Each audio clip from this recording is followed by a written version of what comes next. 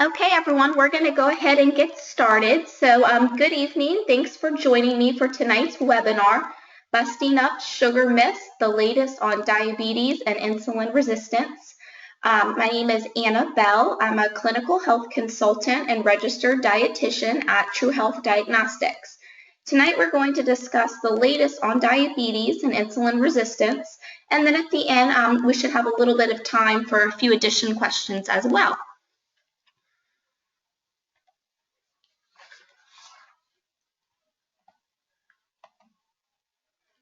So what are we going to be covering this evening?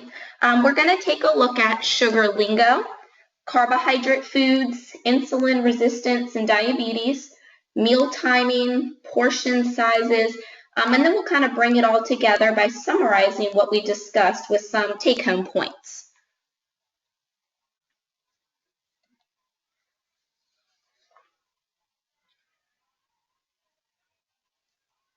So let's get started with sugar lingo. We've all heard some of the following: starches, simple sugars, complex carbohydrates, simple carbohydrates, and may have heard of artificial sweeteners too. So sugars occur naturally in many foods, such as milk and fruit, but sometimes sugar is added into foods. This is what makes many of the processed foods that we find on the grocery store shelves so addicting. The first thing that can help lower your sugar intake is to be able to recognize sugar on a nutrition label. So as you can see, there are many different words for sugar, which can make it very easy for manufacturers to hide it. If you see any of the following words listed on the ingredients list, it means sugar or artificial sweeteners have been added. Sometimes you will see these words listed in the first 3 ingredients, which is never a good sign. It means sugar is really a prominent ingredient. Other times you'll see several of these listed, maybe towards the end of the ingredients list. This means there may be small amounts coming from several different sugar sources, which can still add up. Also, don't be fooled by what may be considered healthy, things like honey, agave or organic dehydrated sugar. These may sound healthy, but at the end of the day, it's still sugar. If you take a look at the left-hand column, you may see a pattern, maybe a bit of advice you've already learned before as well.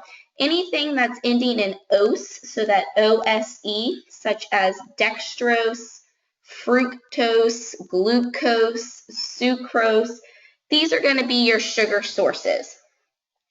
On the right-hand side, you'll see artificial sweeteners and you'll see sugar alcohols.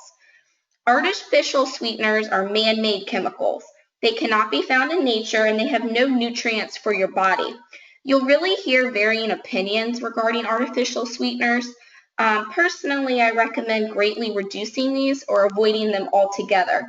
This is because research has shown that they can actually stimulate your appetite, they can increase your carbohydrate cravings, and they can promote fat storage and weight gain.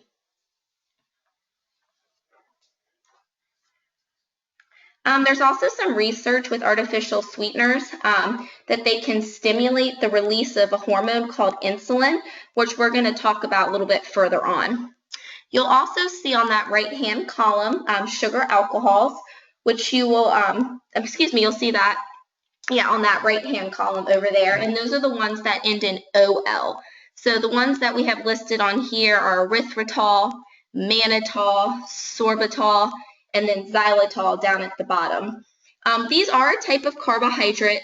The reason they have the name sugar alcohol is because of their chemical structure. It resembles both sugar and alcohol. So that's how they cleverly got the name sugar alcohols. They're very similar to sugar, but they're not completely absorbed by the body like sugar is. Therefore, the blood sugar effect is less than that of sugar. They can ferment in the intestines, and this is why many people will complain of like gas or bloating, cramping, even things like diarrhea when they have too many sugar alcohols, which are usually found in like sugar-free candy or sugar-free cookies or like sugar-free ice cream. So what happens when we eat foods containing carbohydrates? The main function of carbohydrate is to provide our body with energy to support muscular work, brain activity, and then other activities of the body.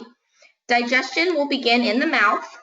Then with help from the liver, pancreas, and small intestine, it's broken down into simple sugars, which are absorbed and then they enter the bloodstream. Once glucose gets into your bloodstream, your pancreas is going to immediately begin making insulin to balance that sugar rush. Again, we're going to discuss a little bit later on more effects of the insulin, but really insulin must be present and must be working properly to move the glucose, from that bloodstream into the cells of the body to be used as energy. Also, the extent and the timing of the increase in your blood sugar after eating depends largely on the type of carbohydrate and the amount of carbohydrates you eat.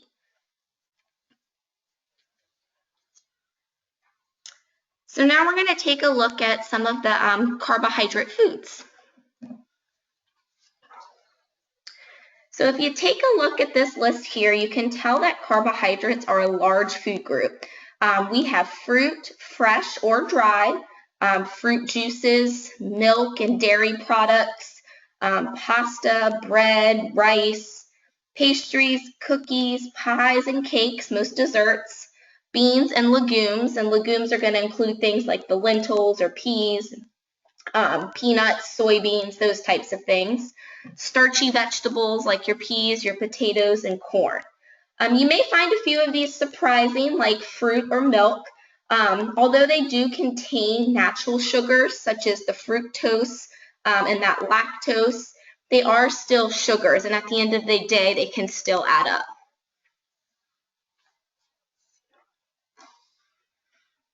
So in the beginning, we stated that there are simple sugars and there are complex sugars or carbohydrates. So let's kind of look at the difference between these two. Simple carbohydrates break down quickly, which causes a spike in blood sugar. Many of them have no nutritional value, which we refer to as kind of empty calories. Some examples of refined sugars are going to be things like the candy, cakes, pies, sugar, sodas, juices, honey even. Fruit and milk, they are considered simple carbohydrates, but they do have nutritional value. Fruit contains fiber, lots of vitamins. Milk is going to contain protein as well. Then we have the complex carbohydrates. They break down slower, so they cause less of a blood sugar spike. They're digested and absorbed slower, which leaves you feeling fuller longer, which we always want. The best ones are high in fiber. Some examples would be like whole grains, so like a whole grain bread or pasta, things like oatmeal, your starchy vegetables, peas, corn, potatoes, and those legumes.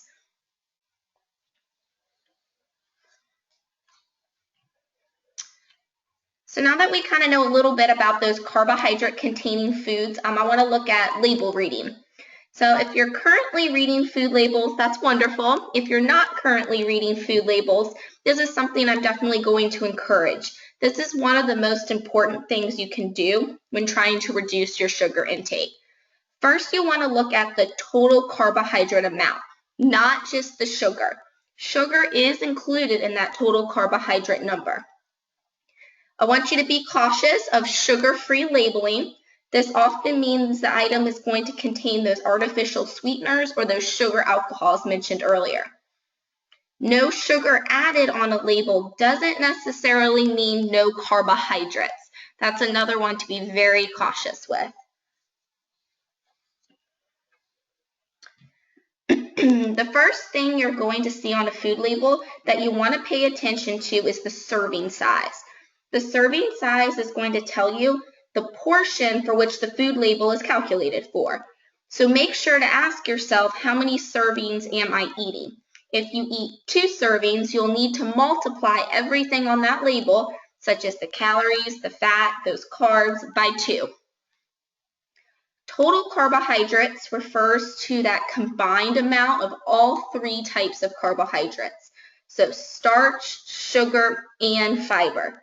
So for diabetics, if you're carbohydrate counting, you want to look at that total carbohydrate number, not just that sugar number. Under total carbohydrates, this is where you will find fiber, which is a complex carbohydrate. This is found in like plant foods, like whole grains, your vegetables, legumes, nuts. Fiber doesn't digest, so it will not increase your blood sugars. And then the next thing that you'll see underneath that total carbohydrate after fiber is sugar. And so you know sugar is a simple carbohydrate. And unlike fiber, it is easily broken down and converted to glucose for energy. In food, it can be natural or added. But remember, that nutrition label is not going to distinguish between the two. So when you're looking at the total number of carbohydrates and looking at sugars, you're not going to be able to tell from there if they're natural or if they're added. You'll need to look down in the ingredients list for that and look for those keywords we mentioned earlier. Major sources of added sugar, again, not a surprise, that candy, desserts, soda, some fruit juice, if it's not 100% juice, will have added sugars, and then many of those snack foods. And then the items that contain the sugar naturally are going to be things like the milk, the fruit, and your vegetables. You may also see sugar alcohol on a food label. So remember, these are chemically altered. They do affect blood glucose to a lesser extent compared to starch and sugar. Just remember that food can be sugar-free without being carbohydrate-free. Some food with sugar alcohols may have carbohydrate as well, so they can still raise your blood sugars. So again, it's always important to look at that label and look at that total carbohydrate number. So let's look at an actual nutrition label. I think this kind of helps bring it all together. First, we look at serving size, which is 1 slice. We need to get a little bit more clarification, so we can look right below that at servings per container, which is 8. So the nutrition facts is going to be calculated for 1/8 of the pie. So for tonight's purposes, we're going to jump over to that total carbohydrate on the right side, which is 47 grams. Underneath total carbohydrate, indented is going to be that dietary fiber, which is 10 grams, and then indented below that is going to be the sugar, which is 7 grams. So remember, we want to know how many carbohydrates something has or how it will affect our blood sugar. We want to look at that total carbohydrate number, so that 47 grams, not just the sugar there, because that fiber and sugar are going to be included in that total carbohydrate number. And the one thing you can see if you look up at the top of that label, this is actually a no sugar added pumpkin pie. That's what it's labeled as. So you may see no sugar added cakes, pies, ice creams. They've gotten very popular in the grocery store. Never trust what the front of that package says. Turn it over, look at that label, and see what that total carbohydrate is. This is a prime example. There's 47 grams of carbs in this item that says no sugar added.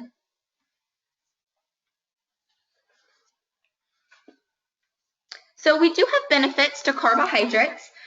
Soluble fiber, which is a complex carbohydrate, is found in oats, oat bran, barley, dried beans and lentils, and then our fruits and our vegetables. So benefits is going to be that it fills you up, so you tend to eat less. It's going to reduce your LDL cholesterol, which is your bad cholesterol, and it's also going to help control blood sugar levels. The goal is going to be 30 to 35 grams of fiber per day. I'm okay with 25 grams per day for women. Men, we want you on the upper end of that, so that 30 to 35 for men. And then looking for items with at least 3 grams of fiber per serving is a good rule of thumb.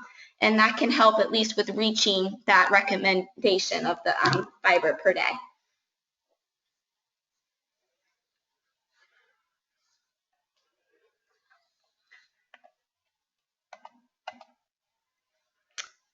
So let's test your knowledge a little bit this evening. We're going to look at a couple true or false questions.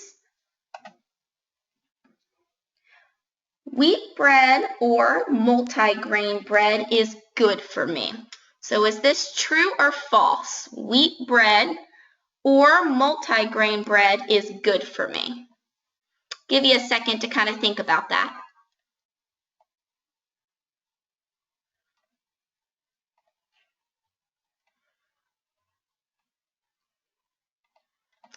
All right, and this is actually false. Wheat or multigrain bread can still have refined wheat as the first ingredient. Instead, look for whole wheat or whole grain flour as the first ingredient. So that word whole is really going to be the key thing we're looking for. So when you're looking at cereal or bread or crackers or pasta, we want to make sure that whole wheat or whole grain is listed as the first ingredient. But also remember, these are all items that should be limited in general as well. If it says refined or enriched, it's already been processed and it's already been broken down. Therefore, your body doesn't have to work as hard to break it down, so it's going to be absorbed faster as sugar. So we want to avoid the refined and enriched items. Look for that whole grain and whole wheat.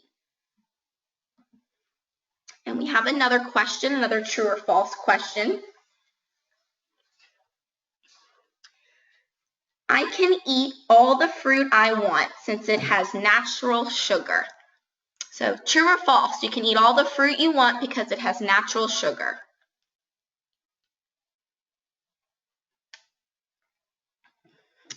So this is one I hear all the time. This is actually false.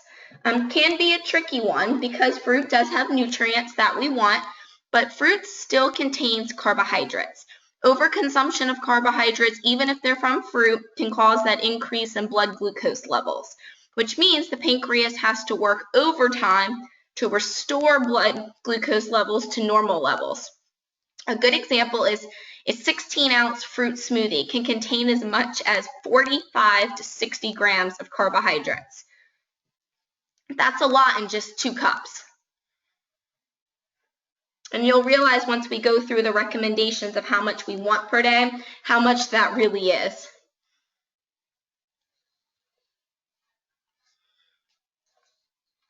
So now we're going to look a little bit more at carbohydrates. Well, now that we've looked at carbohydrates and kind of the nutrition labels, look a little bit more at actually insulin and diabetes. First, let's talk a little bit about what is insulin. So insulin is a hormone. It's made by the pancreas that helps the body use glucose or that sugar for energy. When blood sugar rises after a meal, insulin is going to be released from the pancreas to help our cells use glucose for energy. So it's going to decrease our blood glucose levels. So the role of insulin is basically controlling those blood sugars and getting them back down after we eat a meal. So the next slide is going to look a little sciencey, but I'm going to break it down for you. So bear with me a little bit here. But this picture shows us the effects of insulin on glucose uptake and metabolism. So look at where it says number 1 up towards the top right.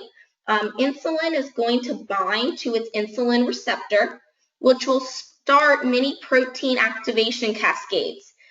These are going to include this translocation of glucose transporter 4 to the plasma membrane. This is going to allow glucose, which is shown at the top left, to get into the cells to be used as energy. So a very simple way to kind of think of this picture is insulin is going to act like a key. It's going to open doors on the cells. When the doors open, glucose can exit the bloodstream and enter the cells. Once glucose is inside those cells, it can be used for energy. Any glucose that's not used immediately for energy is going to be stored in the liver and muscle cells as glycogen. And then because of that limited storage area, any carbohydrates that are consumed beyond that storage capacity are going to be converted to triglycerides and stored as fat. So this is what insulin is supposed to do. So we're going to kind of look at what happens when someone has insulin resistance.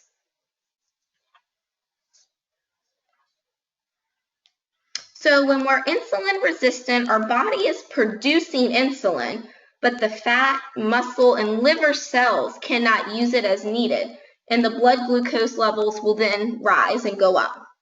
So if you think about the picture we just saw, that insulin receptor isn't working, they're up at the top, and if that insulin receptor isn't working, then that glucose transporter 4 on the left side over there isn't working either. So glucose can't get into the cells to be used as energy. So what happens is the pancreas releases more and more insulin, trying to meet the demands of that rising glucose in the bloodstream, and the pancreas will produce more and more insulin, which over time can actually cause the insulin-producing cells in the pancreas to stop working altogether.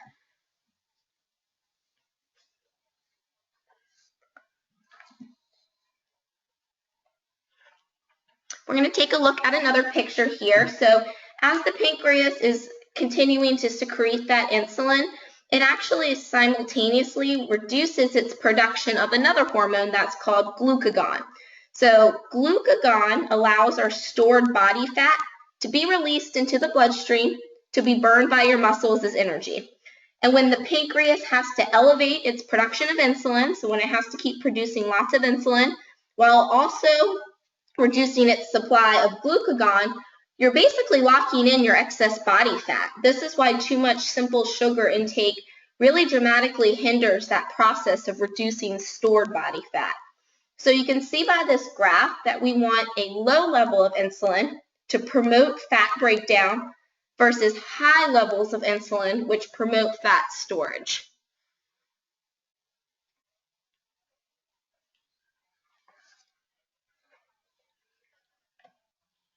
So we're going to look at another true or false question here. The doctor says I am insulin resistant, which means I'm only at risk for developing type 2 diabetes. So the doctor says I'm insulin resistant, which means I'm only at risk for developing type 2 diabetes. True or false?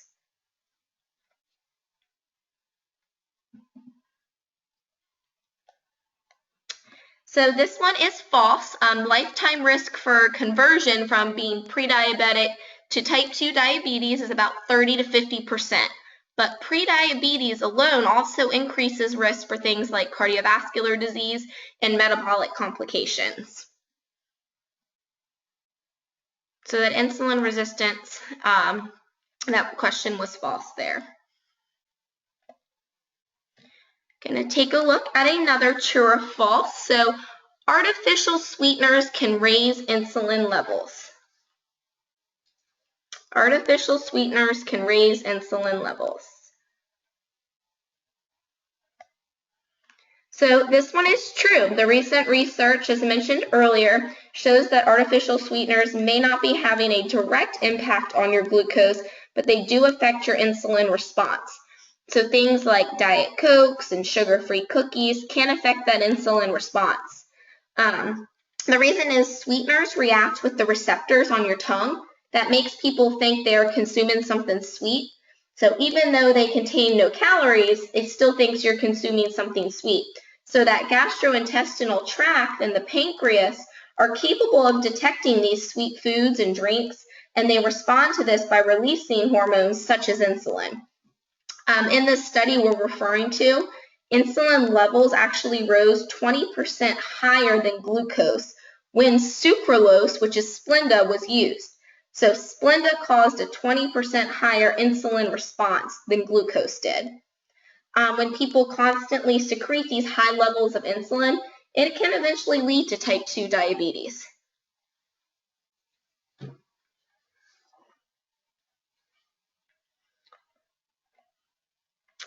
So we're going to look at two more true-false questions. Insulin resistance means my body does not make insulin. True or false?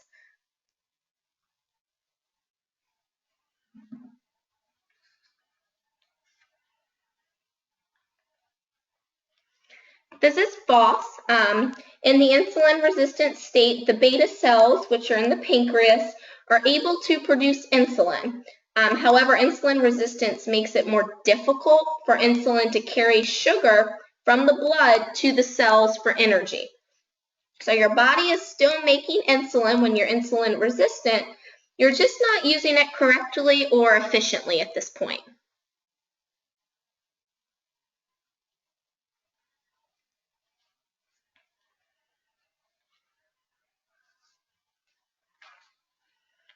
So I want to look at another true or false here. Oops, I just gave you the answer. Hopefully you didn't see that. You have to be overweight or obese to develop diabetes. Thin people don't have diabetes.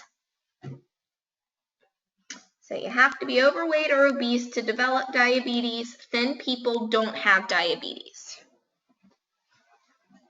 So if you didn't see my quick show of the result, the answer here is false.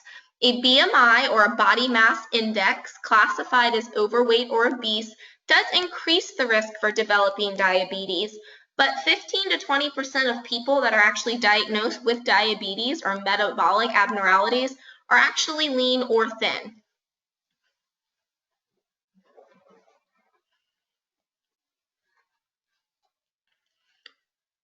So now we're going to move on to looking at the timing of your meals, which is very important. So the timing of meals are really important in an effort to maintain flat or consistent blood sugar levels and to avoid overeating.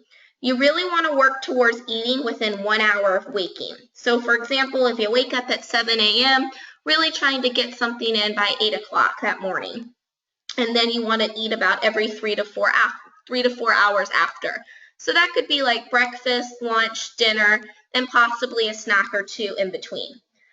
Consistency, really is key. Every day, it's going to help create that pattern and create those new routines.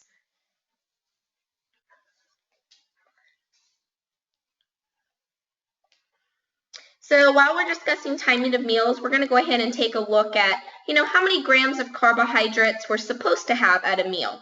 So earlier we were looking at labels and where to find total carbohydrates. Now let's look at some specific numbers.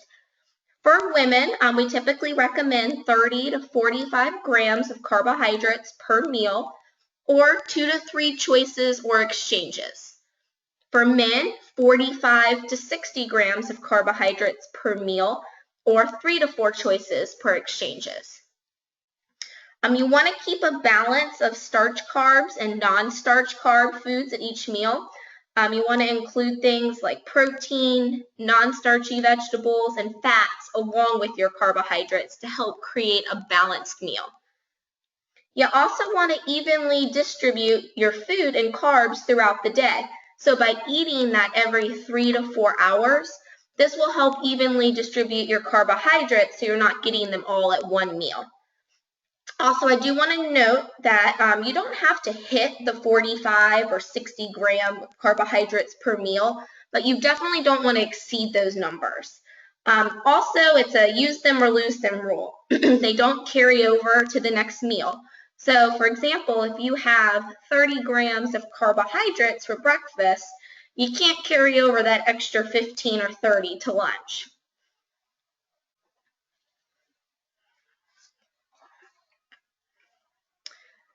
So we got another true or false here.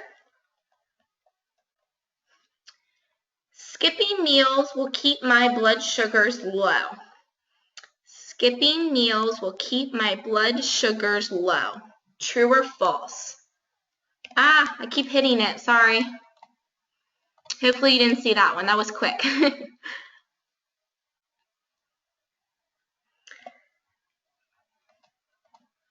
But this one is false. Skipping meals can lead to low blood sugar, increased cravings, and or result in overeating at other times during the day, which may then raise your blood sugars too high. And this is one I hear often about skipping meals, and this really isn't a good idea. If you skip meals or go long periods without eating, your liver can actually produce sugar. So remember from earlier, your liver can store that excess glucose. So if you go long periods without eating, your liver will release and produce this glucose or sugar, and that's why you can actually have an increase in blood sugar even if you haven't eaten. All right, and this next one, I just told you the answer to a little bit ago, so I hope you get this one right. But if I don't eat any carbs at breakfast, I can eat more at lunch. So if you only eat that 30 or 15 carbs or so in the morning, can you have, double that extra 15 if you're a woman? Excuse me, 30 if you're a female, or 45 extra if you're a male. And that one is false, that a consistent amount of carbs consumed at all meals avoids those highs and lows in blood sugars during the day. Eating carbs instead of avoiding them can actually keep blood sugar levels lower. The key is keeping them in those right amounts we discussed, combining those carbohydrates with other food sources like the protein, the healthy fats, those non-starchy vegetables are all going to be very beneficial in controlling blood sugars.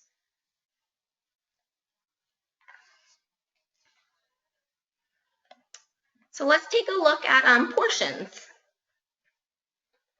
This way you can kind of better understand, what that 15 grams of carbohydrate looks like. So we're going to start out looking at portion sizes for fruits. So all of the portion sizes that you see listed here are approximately 15 grams of carbohydrate per serving. So that makes it easy as a quick kind of reference when you're aiming for, 30 to 45 or 45 to 60. So let's take a look at that first one, an apple. So one small or 4-ounce apple, so that's a small apple, is going to give you 15 grams of carbohydrates. Another popular one to be mindful of are bananas. So a half of a large or one extra small, so less than 6 inches of a banana is going to give you 15 grams.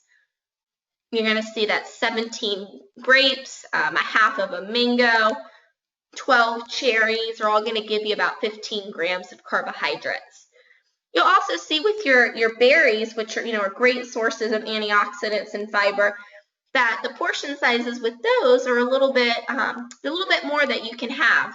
Those are going to be great options. You can have a whole cup of raspberries, 1.5 cups of blackberries, half a cup of blueberries, 1.5 cups of raw cranberries, or 1.5 cups or about 12 medium strawberries.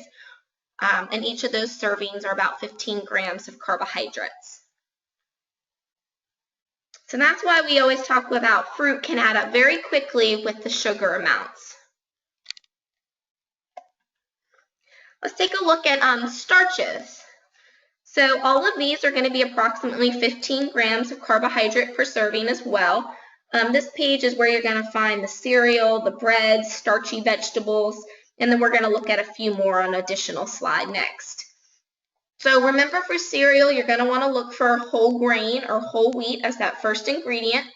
You only want about 1/2 cup of a high fiber cereal. So anything that has at least 4 grams is going to be considered high fiber. And 1/2 cup of that is going to be about 15 grams of carbohydrates. Or about 1/2 cup of cooked oatmeal is also going to have about 15 grams of carbohydrate. 1 slice of bread, if there's no label, if there's a label, definitely look at it because bread is going to vary a lot.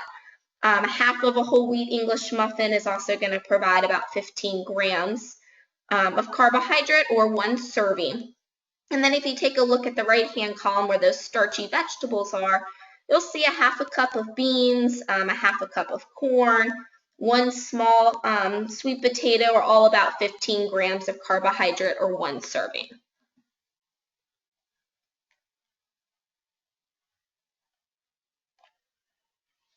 So we're going to look at a few additional starches on the next page here, and this is where you're going to find like your pasta, your rice, things like quinoa.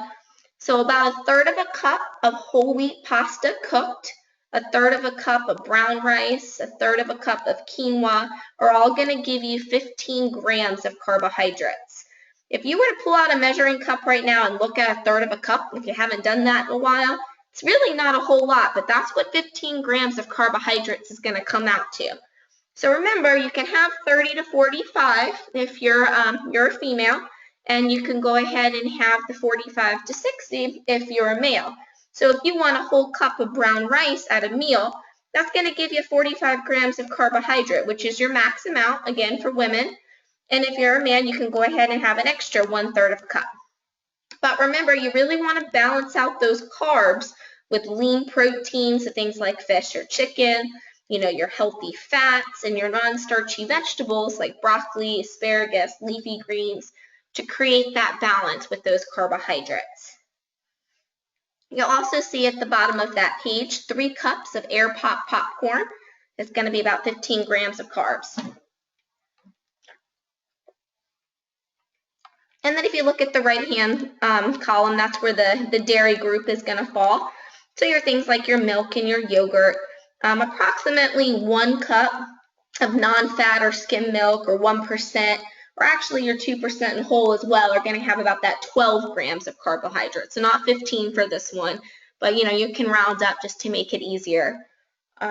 6 ounces of plain non-fat, reduced fat yogurt or Greek yogurt, going to have about 12 grams of carbohydrates too.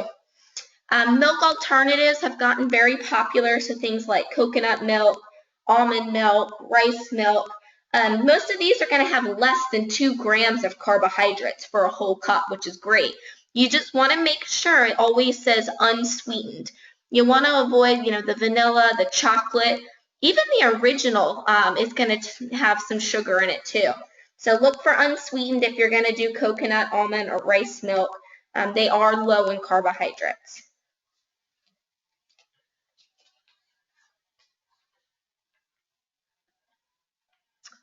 So as you can tell from those previous slides, the sugar adds up very quickly.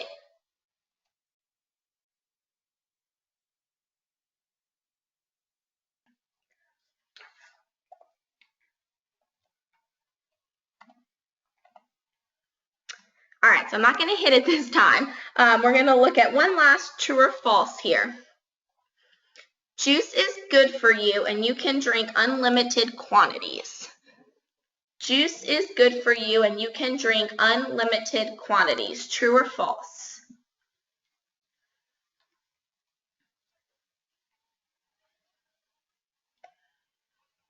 So this one is false. Juice is straight sugar, and it's not a substitute for that whole fruit. It's not really an appropriate beverage either. We really want you to eat your fruit, don't drink it. So you lose that fiber content, and what you get left when they make that juice is just the sugar. So be very cautious of sweetened beverages, juice, sweet teas, lemonades, of course the soda. Always look at that nutrition label as well.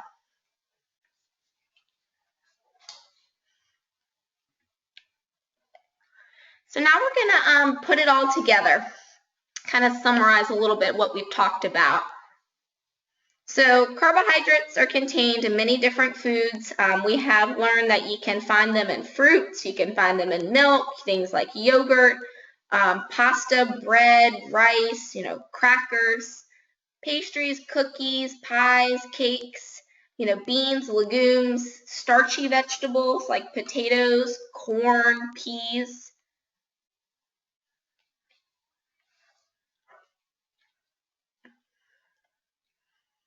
Not all carbs are created equal. We have simple sugars, then we have those complex sugars or complex carbs.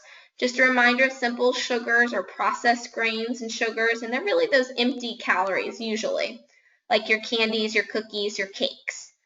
Complex carbs prevent blood sugar spikes and promote a healthy weight. The next thing we talked about was nutrition labels, so y'all should be nutrition label savvy now. Once you check in those labels next time you're in the grocery store. The next, we're looking at those total carbs. Yes, remember to look at total carbs, not just the sugar. Watch out for sugar-free. Watch out for no sugar added on the front of that label. They're trying to get you to catch you quickly to pick it up and grab it. Check that nutrition label. It's always the most important thing, and look at that total carbohydrate amount.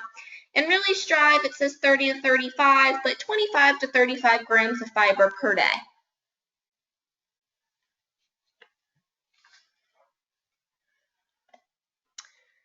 And then don't be fooled. Insulin resistance increases your risk for cardiovascular disease, type 2 diabetes, and other metabolic diseases. Insulin resistance means that your body still produces insulin, but can't use it as effectively to promote removal of glucose from your blood and into tissues for turning it into energy or for storage. A person with type 2 diabetes or insulin resistance can be any size or shape. Be consistent with carbohydrate content of meals. If you skip a meal or skip carbs with a meal, you don't have any rollover to your next meal. It's that use it or lose it rule. Eat your fruit, don't drink it.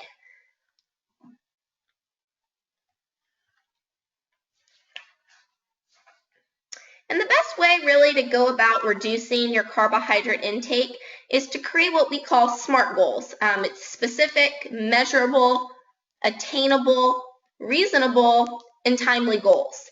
So you really want to start small. So these bottom two are two examples of SMART goals.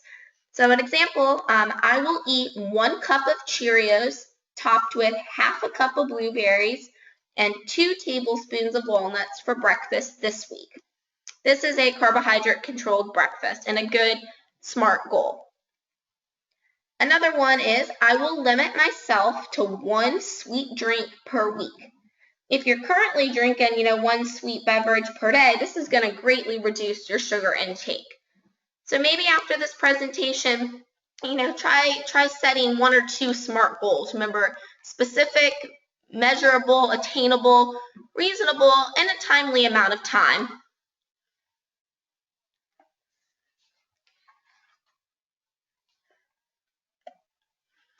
So we want to be your resource for health-related topics, so follow us on social media. You can follow us for updates on food, nutrition, exercise. We're on Pinterest, Facebook, Twitter. There's also a link to our blog site on there, which is just blog.truehealthdiag.com. They're on the bottom left.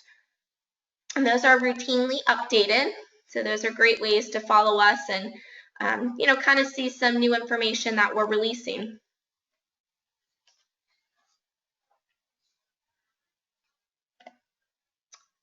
So we do have a little bit of time left for questions. So if you go ahead and want to type your questions over there on the questions box, I can answer those. And I'll start kind of going through some of these. So if you have any questions, feel free to type them in there. I did get a question about unsweetened almond milk, and that's correct. Unsweetened almond milk is okay. The vanilla almond milk is going to have added sugar, just like the vanilla hemp milk or vanilla soy milk. So you want to choose the unsweetened. That is correct.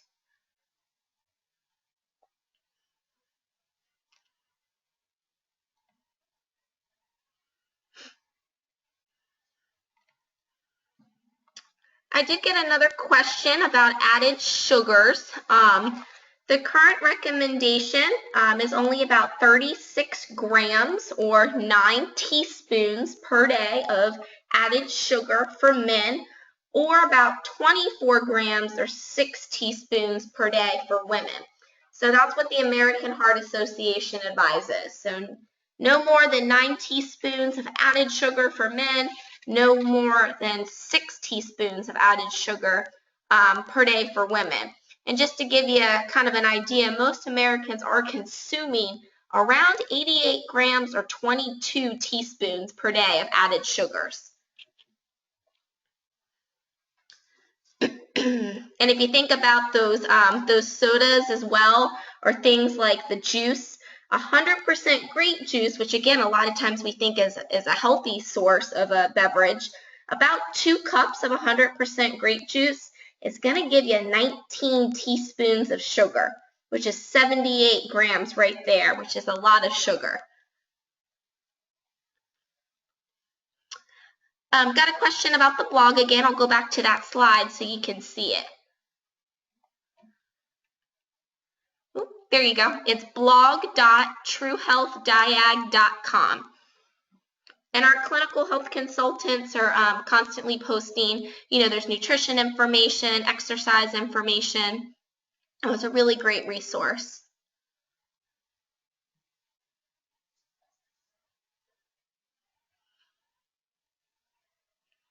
So I'm not seeing any other questions for this evening. If you do have any additional questions, or if you want to set up an appointment with one of our clinical health consultants, please give us a call. Our number is 877-443-5227. That way you can make an appointment with one of our clinical health consultants, and they can help, individualize your recommendations as well. I hope you guys have a wonderful evening, and thanks for attending.